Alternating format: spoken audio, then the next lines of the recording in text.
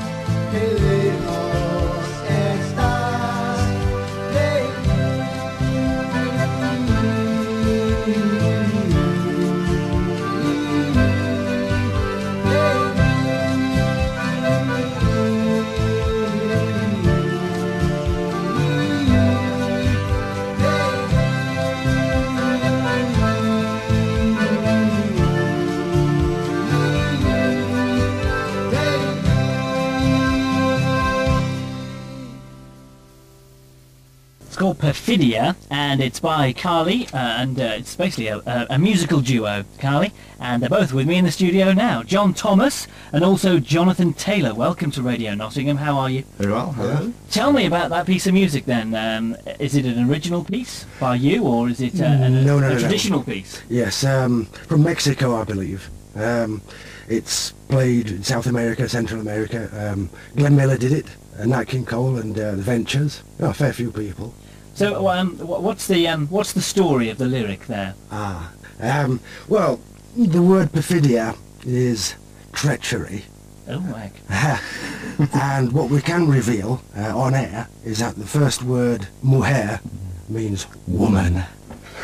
Is that as far as we need to go in the lyrics? Or does it get more treacherous after that? It's a broken-hearted man, really, isn't it? It's a real sort Sad, of this guy's distraught. You know, he's had a real bad time. A song full of emotion. Yeah. Oh, yeah. Why do you want to play that kind of music? What motivates you to play it? Well, good tune. I mean, we're trying to. Yeah, but you say that there are all kinds of tunes that are good tunes, but why that style? Why this particular sound that appeals to you? It's the melody, the sort of the melodic harmonic music. It's sort of getting back to acoustic instruments and getting away from synthesizers and sort of use the word real music, sort of live music. So the only technology that you've used to create that is basically the technology to get it onto tape, yeah? Yeah. The rest of it is all voices and nice real musical instruments, getting back to roots, as it were, here. Yeah, I mean we've got featured on the cassette the mandiple, which Don will tell you about, which is you're better to describe this. What kind of an instrument is that? Well, it's a converted 12-string guitar into another 12-string instrument, but this time it is arranged in 4 groups of 3. Tuned up to about mandolin or mandocello sort of tuning. So you've got the lowest sounding 3, which is G, next 3 up is D, next 3 is A, and the next 3 is E. It's a wonderful instrument. Self-taught, or I mean, are the places like the place you recorded this, the Huddersfield College of Music Technology, do they kind of have a wide scope when it comes to instrumentation and teaching that kind of thing? Well, of course, we're both self-taught musicians. Right. The course we're actually doing is music technology, so it's the recording process side of it. They do have courses in the actual performance, but you know, our course, you don't have to actually sing or play an instrument to be on this course. I mean, it helps obviously if you can, but you don't have to be. Now, hearing what you said about kind of like getting back to the roots and not using synthesizers and the electronic sound, what are the lecturers' views on that style of music? I mean, how do they sort of teach you? Do they say it's a bad thing, and you know, that sort of like moves away from being more creative? Well, we're a bit of a minority in that. I mean, we're both mature students for a start. You know, we go along there, we're playing and we're singing, and a lot of the, sort of use the word, kids that are coming in at the moment are sort of out of school with the GCSEs, very much into acid and house, which is fine, I like it, but it's all on the electronic side. You know, it's not very often that you see people doing things acoustically, but the course covers, I mean, it's not only the technical side, but you have to, you know, mic placement and all this kind of thing, which is all the acoustic side. So it's about 50-50 balance, you know. Now, what are your ultimate goals? I mean, this chap here I've been talking about, this critic, described you as being the Spanish Beatles. Now, how did that comment come about? Did he see you at a gig performing and do a nice write-up, and that was one of the chunk phrases that he used? Well, I mean, this guy, he's normally is very cutting about everything, and he just came out of it of the blue. I mean, he's not. Well, it's quite a compliment. Oh yeah, it's a big compliment. You know, it's yeah. Mm. So what do you want to do? What do you want to do? Do you want to have a recording contract? Do you want to be at the top of the charts? Where do your personal goals lie with Cali? Well, yes to the two questions. Make lots of money. Oh yeah, Lots of money. Good idea. That's right. Buy a recording studio on the Scilly Isles. You know, nothing much, but that kind of thing. Okay, here's the scenario. Would you win the national lottery? If you don't play, okay, so assume you play and you win the national lottery. You both become millionaires. How would you spend that money on, you know, kind of progressing your goals here with this music? Well, what I would do is to go to Colombia and buy a mountain. Wow. And I'd go and buy it in the interior somewhere and populate it with a fair few people from South America, from the developed world here, and the other third would come from the orphans of the cities of Bogota, those sort of places in Colombia, and a studio there, of course, and then just put together loads and loads and loads and loads of music. And what would you do, Jonathan? I'll probably buy a new battery for my car at the moment. Because you must have a bit of a story. You're having problems with the transport at the moment. I am big problems with the transport, and the student grant doesn't help. You know, I mean, it's a question of having the money. I mean, we've got faith in that song. We think it's a good arrangement. We've got faith in our other material. It's a matter of getting people interested. You know, finding out what people think, and then, you know, being able to release it. Who buys this kind of music? Not just talking about on a British perspective here, but on a worldwide perspective. Who does that appeal to? Well, like John, I mean, I don't know what the population of the world that speaks Spanish is, but I mean, it's pretty big, isn't it? Pretty big. Yeah. It's pretty big. I mean, it's very European music. Yeah. It's not strictly, you know, geographically Britain. You know, so, and it tends to be. I mean, we've had people asking for copies that, you know, we haven't had the money to supply. And they vary from young people to middle-aged people to elderly people. There's no, you know, it's anybody. And there's what somebody once said to me, that they remembered the lyrics, not the arrangement, but the lyrics, and it was huge during the war. So it was a very big, popular song, you know. And it's getting out there. It's having the money to make it available. The Far East have a very diverse music taste. Have you dabbled in the Far East at all? We've just sent off some demos and various things to Japan. Because we you know, were under the understanding that they were trying to recruit. They've got this big thing about European musicians and exchanging cultures, and we sent all these tapes off.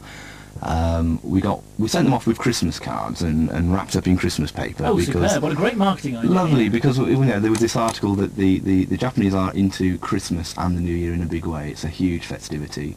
They celebrate Christmas, apparently, strangely not all year round. You buy Christmas presents. It's a bit of a gimmick, but the New Year is very much. Don't tell everybody that here. This is it, flooded the market. So we sent them off with these Christmas cards and wrapped up in Christmas paper. And we thought, wow, they'll like this. You know, this is a nice thing to do. We know that they got there because we got one return to sender, stamped with a Japanese postmark on the 23rd of December. So they got there at just the right time and everything. And then, tragically, there was the earthquake, you see, and we'd sent these cassettes to, well, very much the epicentre. So they've all ended up in smithereens? They're probably non-existent at the moment, but we'll have another go. I bet because you can imagine it's not on their priorities list, is it? I mean, rebuilding the place is top of their list, not listening to demo tapes. But What about sort of locally then? Is there any inkling that you're going to get some success with this at the moment? Is anybody giving you green lights anywhere in this country? Well, we're trying to get it out the best we can at the moment. You know, trying to get radio play on it, which we've got tonight, but in various other stations. And that's its first public broadcast. This is its first public broadcast. You'll have to go celebrate tonight. This is it. This is it. There's a nice pub next door. Lovely little pub next door that we've actually come out of tonight beforehand. We'll go back in. So it's looking all right at the moment. It's looking quite positive, yeah. Yeah. Yeah, I would say so. Okay. Well, this is kind of like is this demo tape number 1? Is it? That's the first sort of recordings, isn't it, John? That's the first. That's an exact copy of the batch that we sent off to various places, including Japan and America. You know, and if we can, you know, we've been looking at possibilities of getting some sponsorship to produce more copies. What's next in the pipeline then, creatively? To Joy, I suppose. Yeah, so to Joy, we've got lots of homegrown numbers, very tuneful. If people like tunes, if people like catchy tunes and that sort of thing, well, you know. Yeah. Now, if people really love what they heard a few moments ago, that the couple of minutes that we played there of Perfidia, can they get a copy? Or, I mean, there are the ones that are obviously smashed in smithereens down in the Far East because of the earthquake, but are there any copies circulating in this country? There are, yeah. I mean, if people are, I'll give out the phone number, the home phone number. If people do want a copy, we'll try and get them a copy as soon as possible. Okay, what's your number? It's a Halifax phone number. It's 0422 346. 0144. It's changed, hasn't it? The new code. So it's 01422. That shows how behind I am. And it's 346 242. Okay. Well, the best of luck with it. I like it. Thank you. I like it, and that's why I played it on the radio. So let's hope some of the other radio folks do as well. John Thomas and also Jonathan Taylor, both together forming Cali. Thank you for joining us on the programme. Thank you. Best of luck with the cassette. If you'd like a copy of it, here is the telephone number. BBC Radio Nottingham.